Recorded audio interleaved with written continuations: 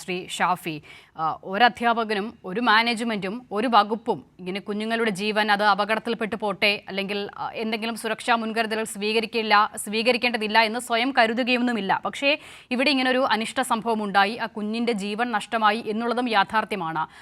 ആ സ്കൂളിലെ ദൃശ്യങ്ങളൊക്കെ നമ്മൾ കാണുമ്പോൾ ഒരുപക്ഷെ ഈ ഷെഡ് പണിഞ്ഞതിന് ശേഷമായിരിക്കണം ഒരു വിടവ് ഈ ക്ലാസ് മുറിയും മേൽക്കൂരയും തമ്മിലുണ്ട്. ചിലപ്പോൾ കുഞ്ഞുങ്ങൾ അങ്ങോട്ടേക്ക് പോകാതിരിക്കാനായിരിക്കണം കുറച്ച് പലകയൊക്കെ അവിടെ വെച്ച് മറയ്ക്കുകയും ചെയ്തിട്ടുണ്ട്. പക്ഷേ അത് മറികടന്നാണ് ആ കുഞ്ഞങ്ങോട്ടേക്ക് പോയത്. അതാണ് ഞാൻ തുടക്കത്തിൽ സൂചിപ്പിച്ചത്. ചെറിയ കുട്ടികളാണല്ലോ, അപ്പോൾ അവർക്ക് എവിടേക്ക് പോകണം എവിടേക്ക് പോകരുതെന്ന് അറിയില്ല.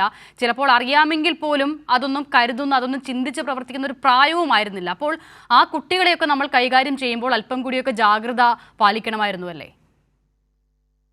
തീർച്ചയായും 37 ലക്ഷത്തോളം കുട്ടികൾ നമ്മുടെ കേരളത്തിലെ പൊതുവിദ്യാലയങ്ങളിൽ പഠിക്കുന്നുണ്ട്. ആ കുട്ടികൾ ചിലപ്പോൾ രക്ഷിതാക്കളോട് കൂടെ ചെലവഴിക്കുന്നതിനേക്കാൾ കൂടുതൽ വിദ്യാലയത്തിൽ അധ്യാപകരോടും കൂട്ടുകാരോടൊപ്പമാണ് ചെലവഴിക്കുന്നത്. അതുകൊണ്ട് തന്നെ അവരുടെ സുരക്ഷിതത്വം എന്നുള്ളത് രക്ഷിതാക്കളുടേതുപോലെ തന്നെയുള്ള ഉത്തരവാദിത്തം അധ്യാപകർക്കുണ്ട്.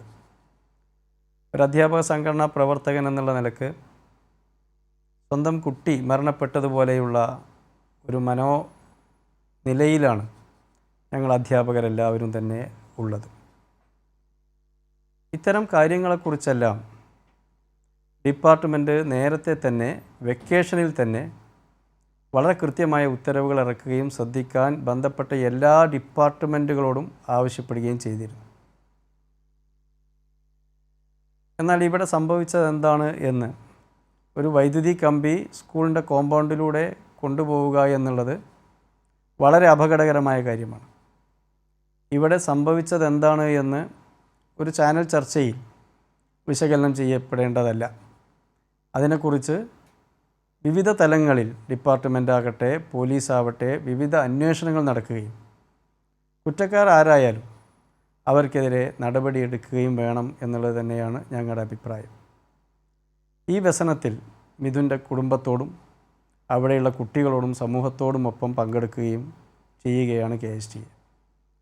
ശ്രീ ഷാഫി, ഇപ്പോൾ താങ്കൾ പറഞ്ഞതുപോലെ സ്കൂൾ തുറക്കുന്നതിന് മുൻപ് തന്നെ സാധാരണഗതിയിൽ ഈ സ്കൂളിലെ ഇത്തരം പരിതസ്ഥിതികളൊക്കെ നോക്കി വ്യക്തത വരുത്താറുണ്ടല്ലേ? ഇപ്പോൾ വിദ്യാഭ്യാസ മന്ത്രി അടക്കം ഈ സ്കൂളിൻ്റെ ഫിറ്റ്നസ് സർട്ടിഫിക്കറ്റ് അടക്കം കൊടുത്ത കാര്യത്തിലൊക്കെ ചില സംശയങ്ങളും പ്രകടിപ്പിക്കുന്നുണ്ട്. പക്ഷേ ഈ വൈദ്യുതി ലൈൻ ഇത് വർഷങ്ങളായി അവിടെ തന്നെ ഉള്ളതാണ് എന്നതാണ് അറിയുന്നത്. അപ്പോൾ അങ്ങനെ ഏതെങ്കിലും തരത്തിൽ താങ്കൾ ആ സ്കൂളുമായി ബന്ധപ്പെട്ട അധ്യാപക സംഘടനാ പ്രതിനിധികളൊക്കെ ഉണ്ടാകുമല്ലോ ചിലപ്പോൾ അവിടെ, അങ്ങനെ എന്തെങ്കിലും സംസാരിക്കാനൊക്കെ ശ്രമിച്ചിരുന്നു?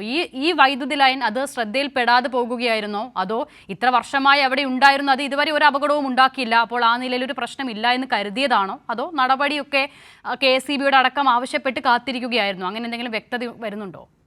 സ്കൂൾ ജാഗ്രതാ സമിതി എന്നുള്ളൊരു സമിതി നിലവിലുണ്ട്. ആ സമിതി ഈ സ്കൂളിലും ചേർന്നിട്ടുണ്ട്. അതിൽ ഞാൻ മനസ്സിലാക്കിയത്, ഞാൻ അന്വേഷിച്ചപ്പോൾ എനിക്ക് വിവരം കിട്ടിയത്, അതിൽ KSEBയുടെ പ്രതിനിധികളടക്കം പങ്കെടുത്തുകൊണ്ടാണ് ആ സമിതി ചേർന്നിട്ടുള്ളത് എന്നാണ്. ആ സമിതിയിൽ വെച്ച് ഈ ഇലക്ട്രിക് ലൈനിൻ്റെ അപകടാവസ്ഥ ചൂണ്ടിക്കാണിക്കപ്പെടുകയും അത് പരിഹരിക്കാൻ നടപടികളെടുക്കാമെന്ന് KSEBയിലെ പ്രതിനിധികൾ പറഞ്ഞിട്ടുണ്ടെന്നും ആണ് എനിക്ക് സ്കൂളിൽ നിന്നും വിവരം കിട്ടിയത്. അതാണ് ആ സമിതി സംബന്ധിച്ച് ഉള്ള ഒരു അറിയിപ്പ് ഉള്ളത്.